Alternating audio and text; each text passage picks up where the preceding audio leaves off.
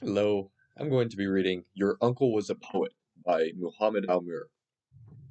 Your uncle was a poet. Khalifa's mother did not know that these words she uttered would have such an impact on her son. She was having dinner with him and they were watching television. A program had started about WBT poetry. They were talking to her son about the divorce of a neighbor's daughter and then suddenly said, prompted by something on the television, "Your uncle was a poet." The sentence stuck in Khalifa's mind. There was earlier poetic talent in the family. Khalifa was a young junior official and read lots of magazines and newspapers. He knew that plenty of things were due to heredity. His voice, for example, was high like that of his mother's brother. His father was bald, and here he was, his hair beginning to recede. His eyes were gray like those of his mother. Talent was also hereditary. His uncle was a poet. There was no doubt that in the family there would be people who were ready to recite poetry. When he went that night to a neighbor's house, he lost terribly at rummy, even though he was a master of the game. His mother's sentence went dancing through his brain, making it impossible for him to concentrate. Your uncle was a poet. He was only able to lay his hands on two poems said to have been written by his uncle.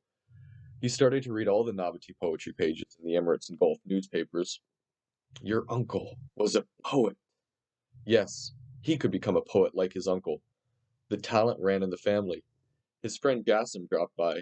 He had just bought a new Japanese car and wanted to celebrate with him. Jassim had half a carton of beer. They went to the beach. Khalifa drank 3 cans.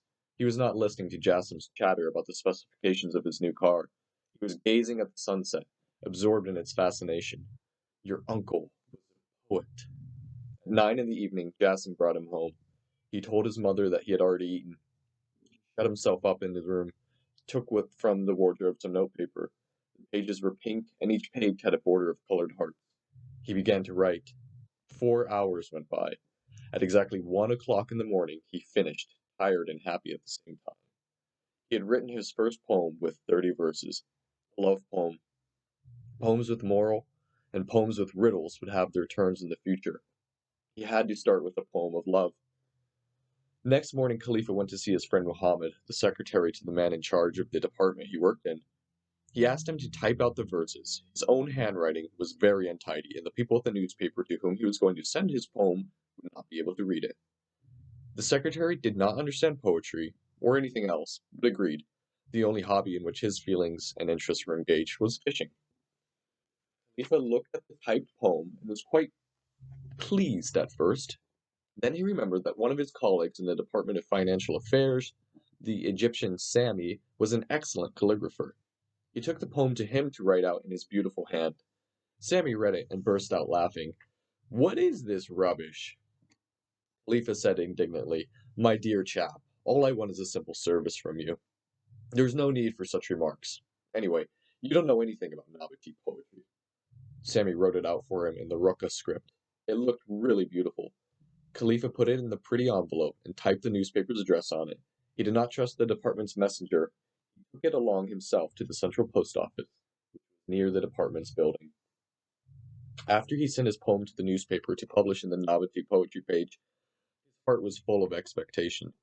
The editor of the page was sure to like it and find it amazing. He would certainly know that his uncle was a poet, and that the poetic talent ran in his family. Where would they publish it? At the top of the page, of course, or in the middle, with a picture of a beautiful Bedou girl, or of a gazelle. Gazelles would be better. Without any doubt, one of the well-known artists would like it and sing it, and after that, other poets will write poems of criticism. Of course, they'll want to criticize me, and I'll have to reply to them and blacken their reputations. People will say, Have you heard and read the reply of Khalifa, the famous poet, to the poem of so and so and such and such? And the girls, how could I forget about them?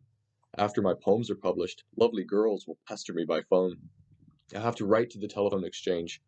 The girl who is asking for me and refuses to give her name, don't transfer her call to me. Say I'm not in. I cannot waste time talking on the phone. Any girl who wants me must come and see me. And radio and TV, I don't like appearing on the television screen. It's true, my mom says I'm the best looking boy in the quarter, but I know she's exaggerating somewhat. The radio's okay, so long as the programs are only about poetry and are broadcast at midnight. Lots of girls listen to the radio last thing at night. After a while, I'll have to publish a collection of my poems on glossy paper, of course, with colored pictures. Sets of my poems could be distributed with books, sung by one of the best known artists. He thought of his mother with affection. He owed it all to her wonderful sentence. Her uncle was a poet. In the first week, the poem did not appear. There was, of course, a delay in the post. A letter from London to Dubai took 4 days. A letter from Dubai to Dubai could take over 10 days, a strange business. The next week, also, there was nothing. Khalifa got very angry with the post. In the third week, the following appeared in the page of Nabati poetry in a corner of short messages from the editor. To Khalifa Muhammad, your poem is feeble in content, flawed in its meter. It is a long way from Nabati poetry. But we would like to praise you for your beautiful handwriting. Poor Khalifa. Whatever gets you started in this writing game, I encourage you to stick with it.